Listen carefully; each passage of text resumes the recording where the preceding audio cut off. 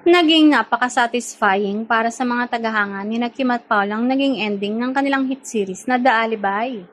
Marami ang natuwa dahil sa I Want version ng finale ay binigyan ng masayang wakas ang love story ni Stella at Vincent.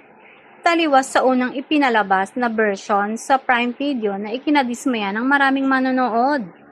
Sa original na ending sa Prime Video, nawala ang karakter ni Paolo kaya maraming fans ang nalungkot at umiyak dahil hindi nagkatuluyan ang kanilang mga paboritong karakter.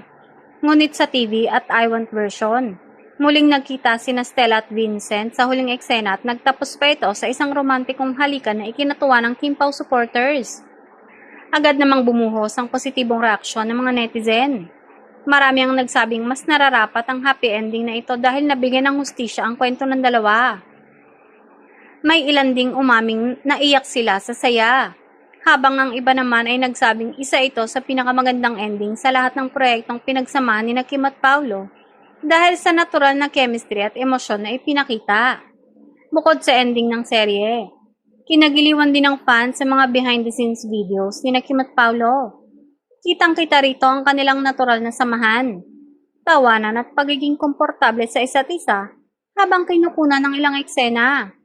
Simpleng mga behind-the-scene lamang ito ngunit naging sapat na upang kiligin ang kanilang mga tagahanga na patuloy na sumusubaybay sa bawat update ng dalawa, on-screen man o off-screen.